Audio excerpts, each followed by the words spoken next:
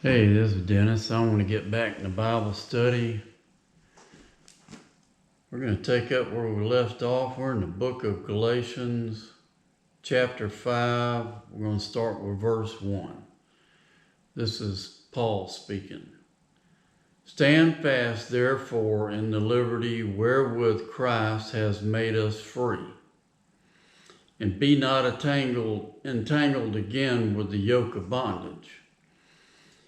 So he's talking about in Jesus. You know, in Jesus we have liberty and freedom, and don't go back and get caught up with the law. Don't get entangled in bondage under the law.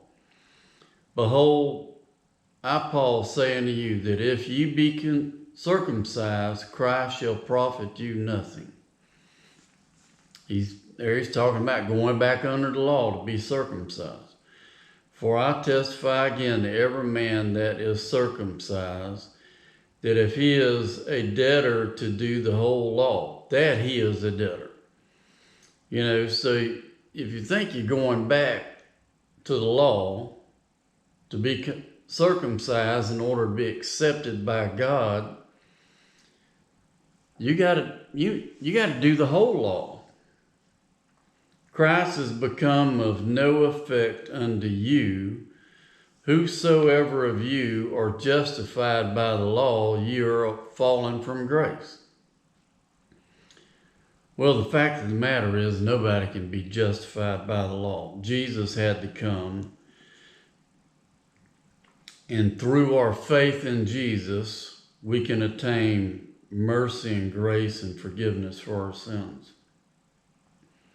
For we, through the Spirit, wait for the hope of righteousness by faith. Who is our righteousness? Jesus. For in Jesus Christ neither circumcision availeth anything, nor uncircumcision, but faith. Faith in Jesus Christ. And I'm saying that. But it does say here, but faith. And I'm saying in Jesus Christ. And then Paul says at the end of verse 6, which worketh by love. Verse 7, ye did run well. Who did hinder you that you should not obey the truth? He's like, you guys were doing so good. Who's bringing you back under this bondage that we got to, obey the law? Well, we're under faith in Jesus Christ. This persuasion cometh not of him that calleth you. I think Paul's saying, I ain't the one that trying to bring this on y'all. Verse 9, a little leaven leaveneth the whole lump.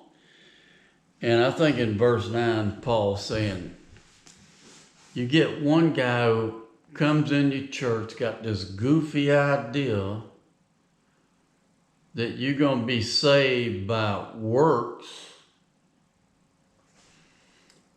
And I think he's saying the rest of y'all might fall, the whole bunch of you might fall in and follow him.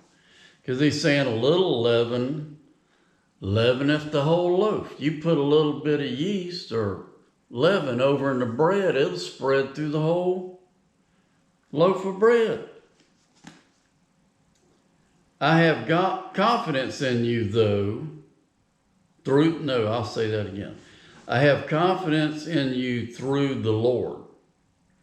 So now he's showing it, Paul's trying to turn around and say, hey, I got confidence in y'all. That ye will be none otherwise minded. You're not going to get carried away by this. But he that troubleth you shall bear his judgment, whosoever he be. And I, brethren, if I yet preach circumcision, why do I yet suffer persecution? Then is the offense of the cross ceased. I would they were even cut off which trouble you. And I don't think Paul's saying whoever this person is that's coming in or stirring up this stuff, I don't think he's saying, I hope he dies. I would think maybe he's saying, maybe y'all might just cut him right on out of the church, Don't get caught up with his leaven that you all become, the whole bunch of you become leaven. For brethren, ye have been called unto liberty, only use not liberty for an occasion to the flesh. And I don't want to add to or take away from the word here, but I'm thinking when he says, use not liberty for an occasion to sin. Use not liberty for occasion to the flesh. Now, it doesn't say it here, but I'm saying it, to sin. That's what I'm thinking. I'm not trying to add to the word. But by love, serve one another. For all the law is fulfilled in one word, even in this: thou shalt love thy neighbor as thyself. But if ye bite and devour one another, take heed that ye be not consumed one another. So he's saying, if y'all gonna get to biting and fighting with one another, be careful you just don't get all consumed up with that. Well, God bless y'all. Normally I'm doing the Bible study there in the kitchen, but my wife, she had surgery last Thursday, and she's doing really well. One side of her neck's swollen up, but that's her domain, the kitchen. And I don't think she wants me doing Bible studies in there. I just try to stay out of her way. So I'm in the man cave room. But I hope y'all have a good day. God bless you. Walk with God one day at a time.